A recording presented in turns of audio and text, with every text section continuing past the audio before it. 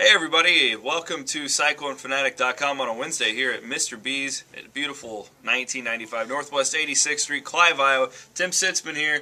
We're going to talk some hoops, but Tim, first of all, man, I got to point out, I walk in here, there's like a new wall that you created at Mr. B's. You took another wall out. Everything's changing. You know what? We kind of do this for you, Chris. So once a week we get together, and I like to have your reaction when you come in. I mean, it's a different place. It's a changing time. You know, I'd like to shout out a little bit that the sale's going to be ending this Sunday. You and I were talking about a little prior to this, and our selection's getting a little less and a little less every day, but there's still good selection, and it will be open till 4 on Sunday.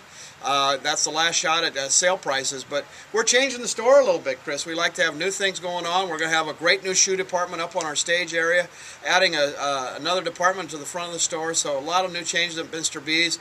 We like to stay current with you fans and see change. Everybody likes to see a little change once in a while. And you can't ever, you know, I noticed I was at the newsstand the other day.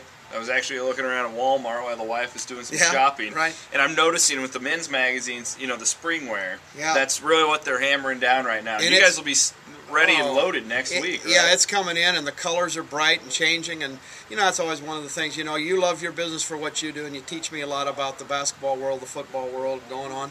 But what's fun about our business is it changes all the time, and it's changing this season with bright colors, and we'll have a lot of wonderful things for you fanatics out there to come and look at for spring. All right, well, again, it's 1995 Northwest 86th Street in Clive. Stop on in, give the sale a look, really. I mean, absolutely. You got a few more days left on the sale, and then the spring stuff comes in. Tim, I know you're kind of interested in the topic, and it's been the hot topic this week on our website. When we first reported last week that Korie Lucious, he's a former Michigan State player who was dismissed from the team. He officially visited Iowa State this past weekend. It's caused a lot of, I don't want to say uproar, but a lot of conversation. I think it's constructive conversation. I've actually really appreciated not only the conversations we've seen on our website, but you've seen some national columnists, some local columnists chime in. Iowa State kind of becoming known as the land of misfit players who I don't want to say couldn't hack it, but did some things to be removed from their old teams in a land of second chances. Korie Lucious is not committed to Iowa State. We don't know for a fact that he's going to be there. But it's interesting because you see Fred Hoiberg and Coach Lutz and Coach Otzelberger really working on blue-chip caliber players, top 100 players, top 50 players in some cases, top 20 in some cases with Royce White. Right. And really giving them a second chance.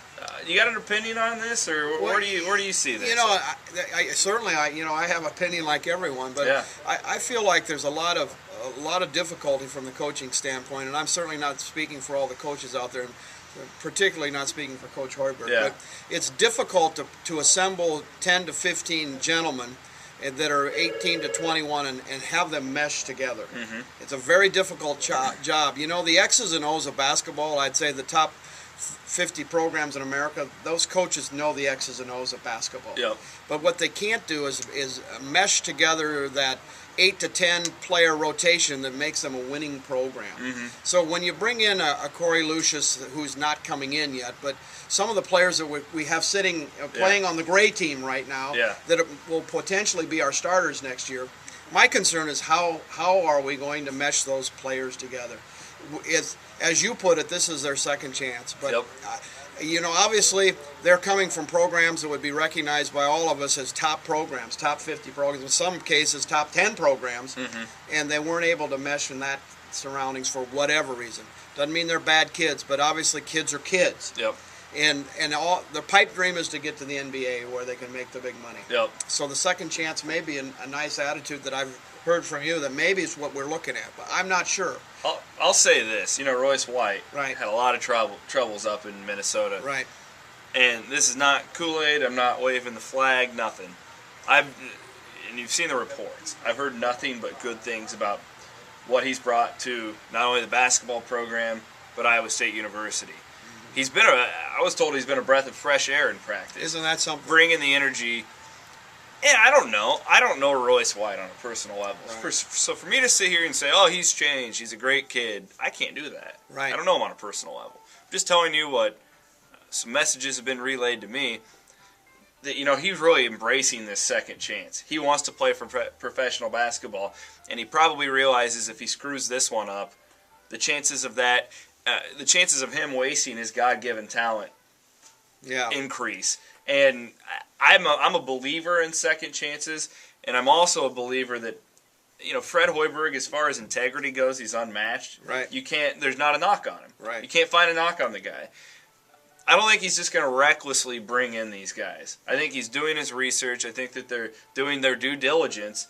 And until he screws up, I think Iowa State fans need to trust the guy. Well, it seems like right now appears to me that it's become a safe haven for some of these guys who need a second chance, and maybe that's the spirit and the quality that we have in Coach Hoiberg up there is to attract that guy that maybe he can calm them down and reassure them that if he had the career that he had in the NBA, he can instruct them to have that kind of career. Yeah. And that's certainly an asset that he brings to the game of basketball into Iowa State University. And I respect him for that. And you're right. There is no knock on Coach Hoiberg. And I look, and I don't know programs that are doing this other than Iowa State. I'm not that well read, but obviously there's some people that they sign a national letter of intent and get to a college and they find out it doesn't work for them. The guy ahead of them, they aren't going to get to play. There's lots of reasons out there for a young man to say, "Hey, I got to get out of this situation."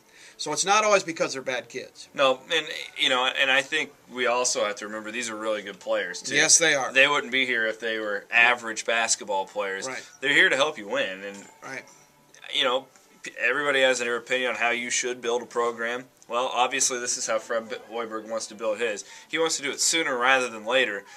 And, we always talk about trusting your coach, being a good fan. We always discuss that here on our podcast. Absolutely. Well, I think this is where you do that. You have a guy, I love it. He wants to win now. Absolutely. He's not saying give him 4 years to build this thing. Right. There's no excuses like that coming from the Hoiberg camp. He's saying we're going to try and win now. Right. I think as a fan, that's pretty refreshing at Iowa State. And I agree with that 100%. I just think there's obviously, from my opinion, a little risk involved. Oh, for sure. And obviously there's a risk in going out and getting 8 new freshmen and saying, hey, by the time they're juniors, we're going to be competitive in the Big 12. There's a risk in that. So you got to put a lot of faith in Coach Hoiberg. And we're going through a time right now where we could conceivably see another 4 or 5 losses before we get a win. So as a fan base, we have to sit back and say, the future's bright, and we're just going to be a steady fan base and support Coach Hoiberg for the future. And we have to trust these decisions. But I think it's a good topic of conversation, and I think we could bat it around a lot, and only time tells. Yep. We can't get in the hearts and in the minds of young kids, and we don't know their ability to cope again for the second time. But let's trust Coach Hoiberg on this. And last but not least, I think that it's interesting to point out, I haven't seen it discussed much, Fred's been in the NBA for how long? Yeah. He's had to work with pretty much every type of human being you can think of. He understands personality. So, and I'm going to give him the benefit of the doubt on that. Yeah. We'll look forward to it. The future is going to be fun. That's all I can say. That team that's going to be able to be on the floor next year will be exciting.